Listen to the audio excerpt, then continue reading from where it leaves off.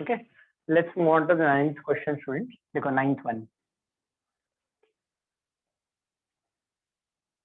L is equal to limit x is tending towards 0. ठीक है, write down ab raised to x, a into b raised to x, a into b raised to x minus a raised to x minus b raised to x plus 1 whole upon x square. Close the bracket.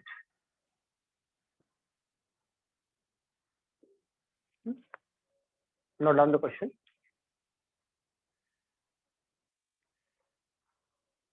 अच्छा, now recollect in the previous जो generalized वाले problem थे, सब में upon x वाला form था, upon x, upon sin x या upon tan x हो सकता है. So in those kind of examples, what we did, either we added and subtracted 1, added and subtracted 2, added and subtracted 3 according to the given examples we have reacted. अब ये जो problem है especially, now in this problem we are not going to add and subtract anything. There are two reasons, क्योंकि addition subtraction से problem solve नहीं होगा.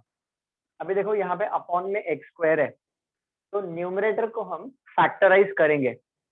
Now if you see the first two terms, okay, check out the first two terms. Now ये जो ab raise to x है, this is ab whole raise to x, so that is nothing but a raise to x into b raise to x. So from the first two terms I can take a raise to x common. Factorise करना है numerator को हमें. In the numerator I will be taking a raise to x common. ठीक है, तो चलो write on first step लिखो. This is the procedure. No addition no subtraction to be done in the numerator. Okay, लिखो therefore L is equal to write on limit x is tending towards 0. Check out the first two terms. इसमें से a raise to x common आएगा first two terms में से. तो bracket में क्या बचेगा students? b raised to x minus 1 will be left out when I take a raised to x common. And next two terms में से, from these two terms I will be taking minus sign common, or you can say minus 1 common. तो ये वाले bracket में भी b raised to x minus 1 बचेगा. अब ये मेथड आपको याद रखना है. अगर ऐसा प्रॉब्लम आया तो this method is to be remembered by us. तो अपॉन में x स्क्वायर ऑलरेडी है, फैक्टराइज कर रहे हैं हम न्यूमरेटर को.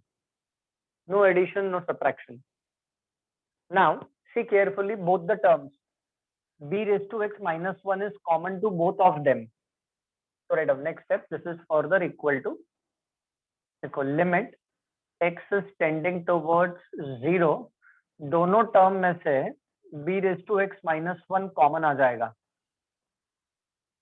तो ब्रैकेट में क्या बचेगा? a raised to x minus 1 all upon, in the denominator we are having x square. ऐसा है हमारे पास सिचुएशन. फैक्टराइज किया, we get this step. Now recollect the result. Now according to the result, ये जो x square है, this is x into x. So 1 x will go to each of them. ये देखो multiplication में है numerator, तो 1 x will go to each of them. So let us split up. तो लिखो नेक्स्ट स्टेप क्या हो जाएगा? Limit of tending towards 0 will have this to minus 1 by x. What's with this?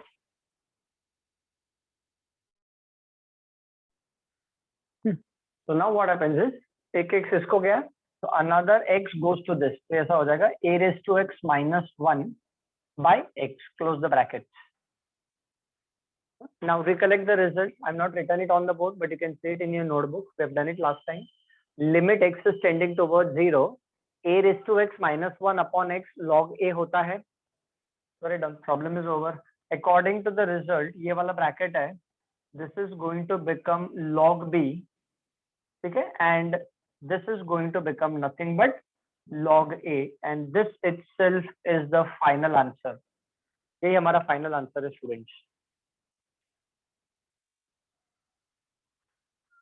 Okay, and please do remember this cannot be simplified ahead. इसको हम आगे simplify नहीं कर सकते. This cannot be simplified ahead. This will remain as it is. Note down. Very simple example.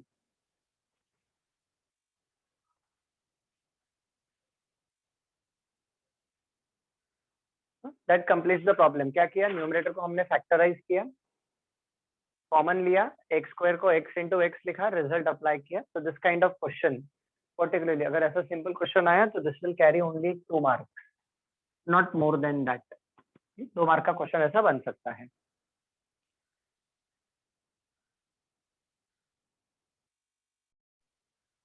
So now just note down one homework question which will be based on the same, इसी के ऊपर based है। तो लिखो question number 10 which will be a homework problem, है ना। लिख लो, limit x is tending towards 0, okay. ऐसा लिखो 15 raised to x minus 5 raised to x minus 3 raised to x plus 1 upon x square, close the bracket। 15 raised to x minus 5 raised to x minus 3 raised to x plus 1 upon में x square है। Now this question is a carbon copy of this question, खाली इतना ही है, यहाँ पे a b दिया है और यहाँ पे 15 और 5 3 दिया है, that is the difference, but we all know 15 is 5 into 3। अब देखो इसका answer log b into log a है। Now whether you write down log b into log a or you write down log a into log b, फर्क नहीं पड़ेगा। Now just check, इसका answer log b into log a है, तो can you tell me इसका answer क्या हो सकता है student? log 3 into log 5। Very good, a perfect answer. log 3 into log 5 इसका आंसर होगा। कार्बन कॉपी है, जो इधर किया वही आपको होमवर्क एग्जाम्पल में करना है, वेरी सिंपल, ठीक है ना। तो जनरल वाले प्रॉब्लम समझ में आ गए। तो ये तो नंबर है, ये कभी भी चेंज हो सकता है। मैं यहाँ पे 27 दे सकता हूँ आपको, ठीक है, यहाँ पे 9, यहाँ पे 3 दे दिया, यहाँ पे 8 दे दिया, यहाँ पे 4 2 दे दिया, या 2 4 दे दिया, वट एवर, है ना। तो आप ऐसा बोल नहीं सकते अरे सर ने ये 15 वाला प्रॉब्लम किया, 27 वाला नहीं किया। ये जनरल है, ऐसे तो कितने क्वेश्चन करेंगे हम, इसलिए जनरल फॉर्मेट में ले रहा हूँ मैं। ओके, चलो let's move ahead to the next question. Question number 10 हो गया, ये आपका होमवर्क है, तो चाहिए तो जगह छोड़ दो, आप ज्यादा जगह की जरूरत नहीं है इसको। Okay, 10th question is over. Let's move on to question number 11 in general format. General format में ही मैं कोशिश कर रहा हूँ लेने का, तो ताकि आपको इजी हो जाए। Madam L is equal to limit x is tending towards 0, okay, लिखो a raised to x plus a raised to minus x minus 2 upon x square। Note down the question।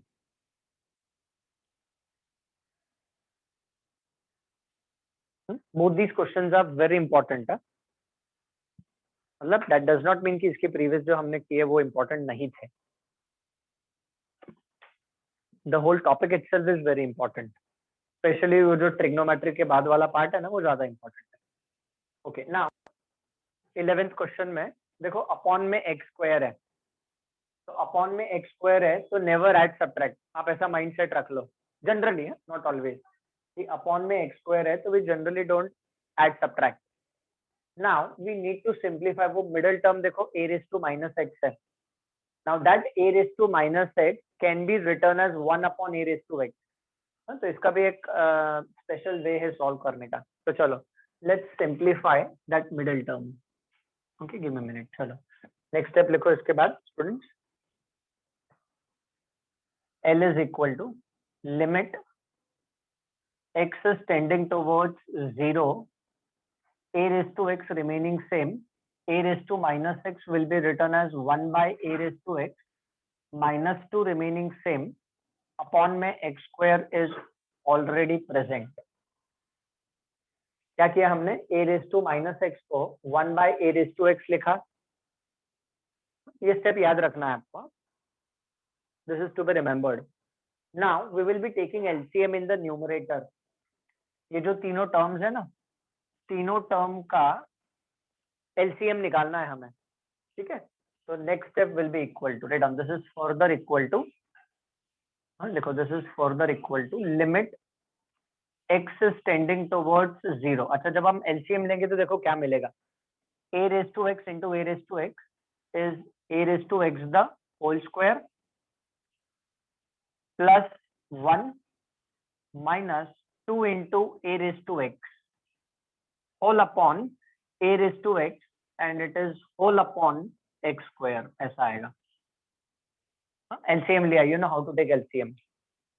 A raised to x into a raised to x is a raised to x the whole square plus 1 minus 2 into a raised to x whole upon a raised to x and whole upon x square आएगा. Okay. Now what is going to happen? There are two things we can do at the same time. एक तो ये देखो, ये जो a raised to x है यहाँ पे है, this comes in the denominator, ये into में आ जाएगा x square के साथ. At the same time, I'll use a different color pen.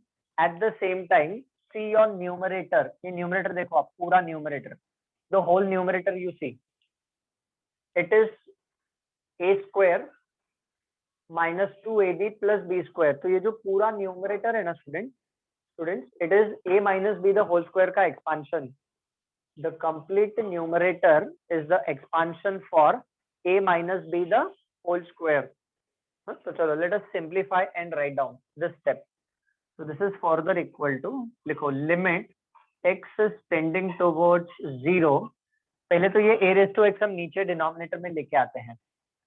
ठीक है, तो डिनोमिनेटर में क्या मिलेगा? a raised to x into x square. अभी आप ये न्यूमरेटर देखो, this one. ठीक है, so this complete numerator is nothing but a raised to x minus 1 the whole square. देखो a square minus 2ab plus b का square. So the complete numerator by observation is nothing but a minus b the whole square. मतलब in this case it is a raised to x minus 1 the whole square हो गया. I hope I am clear on this step, everyone. Yes, sir. Okay. हाँ चलो, अभी देखो ये दोनों जो टर्म्स है, ये वाला मैं मार्क कर रहा हूँ. You also mark for your reference. ये वाला, ये होल स्क्वायर हो जाएगा. इधर भी स्क्वायर है, इधर भी स्क्वायर है, तो it is going to become the whole square. Okay, so next step, which will be equivalent to this. So this is further equal to, देखो limit x is tending towards 0. This will be written as 1 by a raised to x into this will be written as a raised to x minus 1 upon x the whole square and the bracket closes. 1 by a raised to x को अलग निकाल लिया. This will be written as a raised to x minus 1 upon x the whole square. दोनों का power same है इसलिए whole square आ गया. Now let us put x is equal to 0 in this. So what is this going to become? This is going to become 1 by a raised to 0. 1 by a raised to 0 हो जाएगा. यहाँ पे a raised to x minus 1 upon x, जो bracket के अंदर है, ये जो ब्रैकेट के अंदर है, तो लिमिट इसको भी जाएगा. तो लिमिट स्प्लिट करने की जरूरत नहीं है. तो according to the result this is going to become log a the whole square.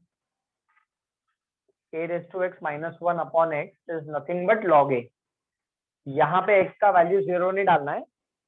Here we don't have to put x is equal to 0. No, यहाँ पे 0 डालना है. Now anything raised to 0 is 1. A raised to 0 1 हो जाएगा. A raised to 0 1 हो जाएगा. तो ये 1 हो गया. So what is the final answer, students? Final answer is log a the whole square. And please remember, this also cannot be simplified. Log a the whole square also cannot be simplified ahead. So this itself is the final answer. So ये जो question है general वाला, इसका जो final answer है that is log a the whole square. Okay. Please note down.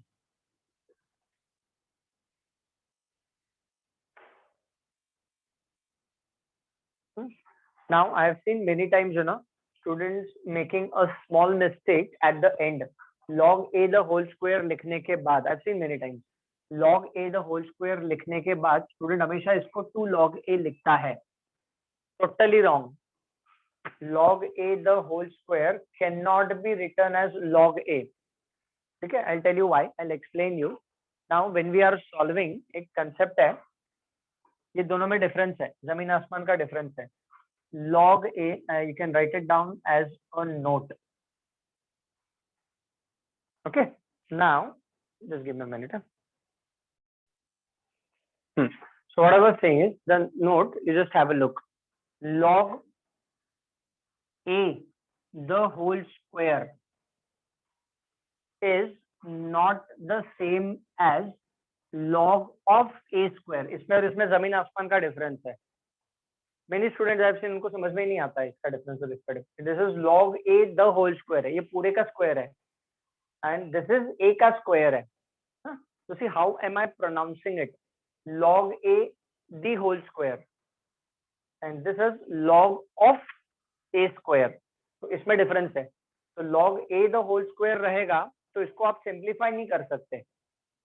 हाँ, log a का square रहेगा, तो प्रिसाइसली भी put up a bracket this पे, log a स्क्वायर रहेगा. तो this can be written as 2 log a according to the exponent law. Exponent law इसके ऊपर अप्लाई होगा, इसके ऊपर अप्लाई नहीं होगा.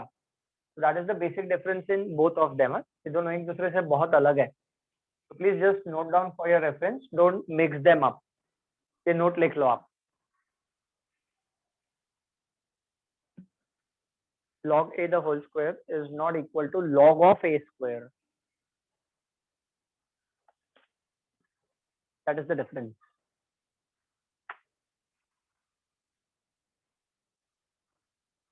ठीक है, क्वेश्चन 11 हो गया. अभी क्वेश्चन 12 में एक होमवर्क के लिए देता हूँ. Just write down the note. तो वहीं पे एक मैं क्वेश्चन दे देता हूँ आपको होमवर्क के लिए. जैसे मैंने जनरलाइज फॉर्म लिया, आपको मैं पर्टिकुलर एग्जांपल दूंगा. ओके, चलो. तो I rub this off this note. I hope you must have written this. ठीक है, तो नोट को मैं हटा देता हूँ और यहाँ पे एक प्रॉब्लम दे देता हूँ, जैसा ये प्रॉब्लम है. ओके, तो क्वेश्चन नंबर 11 हो गया. अब क्वेश्चन नंबर 12 लिख लो. Okay, limit x is tending towards 0, write down 7 raised to x plus 7 raised to minus x minus 2. 7 raised to x plus 7 raised to minus x minus 2 all upon x square is to be evaluated. ये आपका homework problem है. This is your homework problem. Since you're getting the practice also, generalize में तो मैं explain कर ही रहा हूँ procedure. Particular also you're getting it, है ना? Again, this problem is a carbon copy of the above question. Exact carbon copy, है ना? Same procedure is to be followed. खाली वो a के जगह पे नंबर मैंने 7 दे दिया है. अब यहाँ पे 7 के जगह पे कोई दूसरा नंबर 9, 6, 5, 11 कुछ भी हो सकता है, फर्क नहीं पड़ेगा. प्रोसीजर वो का वही रहने वाला है. अब जैसा इसमें आंसर है log a the whole square, तो कैन एनीवन टेल मी इसका answer? Log 7 the whole square. Perfect answer. log 7 the whole square इसका आंसर होगा. बाकी पूरा प्रोसीजर सेम है. Okay, please note down the homework example, then will move ahead. अच्छा, now I hope you must have noted this down students. ठीक है ना? तो ये नंबर का चेंजेस कभी भी किसी भी एग्जांपल में हो सकता है, जरूरी नहीं इसी में होगा.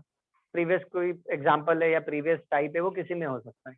Okay, now in both these questions, question number 9 and 11, मतलब इसका जो जनरल फॉर्मेट है, इसके जो डिनोमिनेटर्स है ना, ये मैंने आपको नोट पहले भी लिख के दिया है, पर वापस एक बार लिख के देता हूँ क्योंकि और एग्जांपल्स करने हैं. इनका जो डिनोमिनेटर है, instead of x square, both in question number 9 and question number 11, तो just make a note, note ऐसा लिखो आप. व्हाट आई डू इज, चलो आई रब दिस ऑफ, इसको मैं हटा देता हूँ. Now let us right down one note. Okay, और ये सॉल्यूशन भी हटा देता हूँ यहाँ. This is also already done. ठीक है, दोनों क्वेश्चंस मैं आपके सामने रखता हूँ. ये now you need not to write down these questions, आपको खाली नोट लिखना है. क्वेश्चन नंबर 12 के बाद write down one note and that note plays an important role. देखो note in problem number 9 and 11, ऐसा लिखो. In the problem number 9 and 11, in problem number 9 and 11, the denominator can be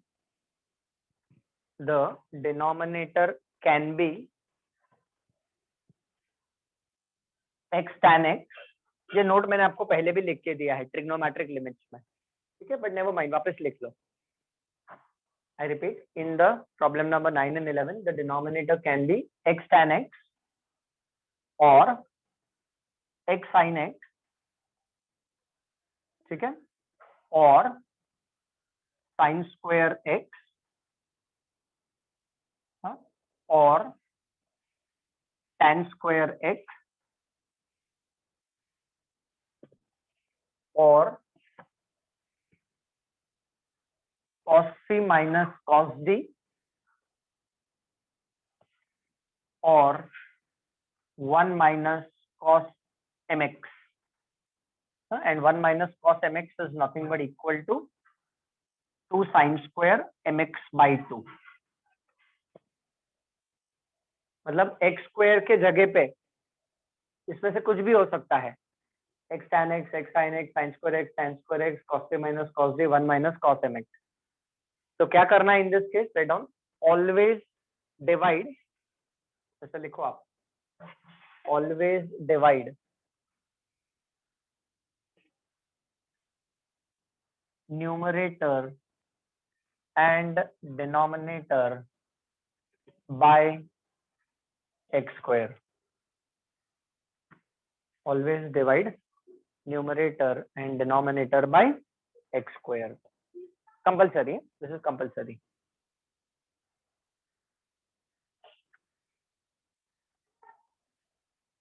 This is a very important. ये सारे changes कभी भी आ सकते हैं और फिर आप बोल नहीं सकते अरे सर ने हमको ऐसा वाला नहीं करवाया. No, you can't do that. तो ये सब आपको याद रखना है. Immediately, right now itself I'll show you कि कैसा करना है उसको, so that you know the picture gets clear to you. Okay, if anyone's still writing down, just tell me wait, otherwise I can rub this off. ये note में rub कर देता हूँ so that we can do some changes over there itself.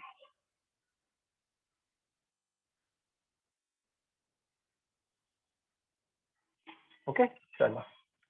अभी say for example, अभी यहाँ पे x square दिया है, जनरल फॉर्मेट में यहाँ पे x square दिया है. सपोज x square के जगह पे if it would have been given x tan x दिया होता, हमें अगर x tan x दिया होता तो what we would have done, we would have divided numerator and denominator by x square.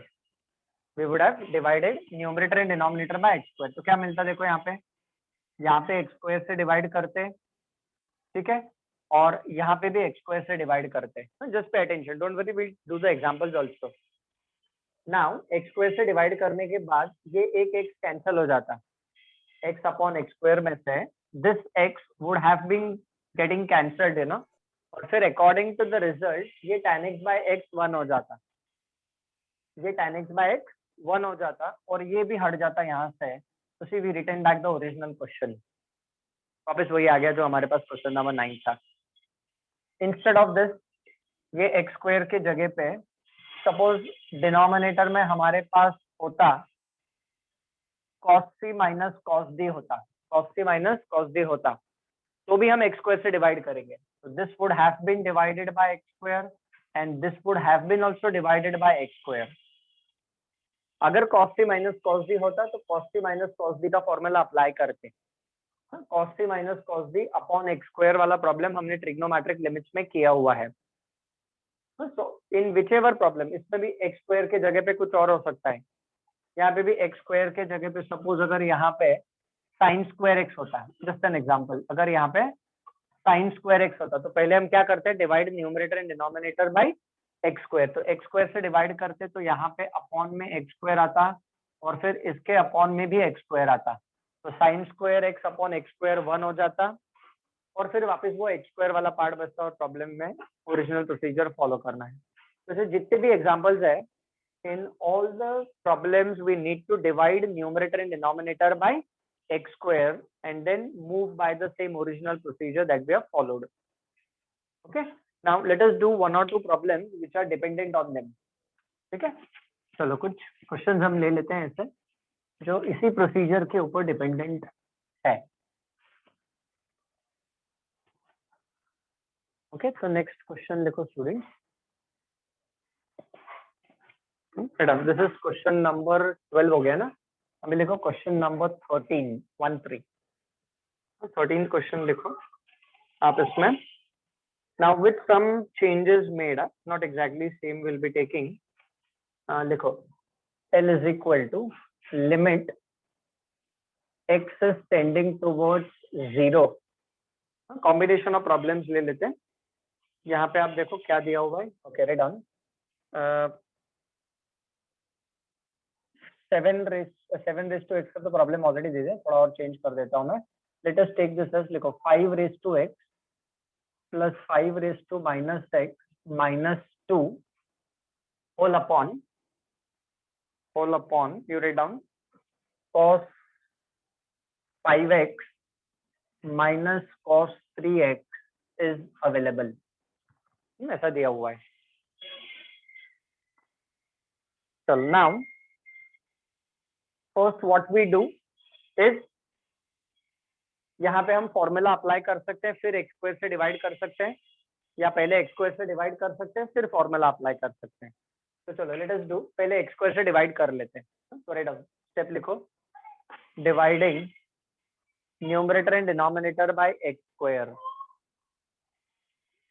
X square से आप डिवाइड करो,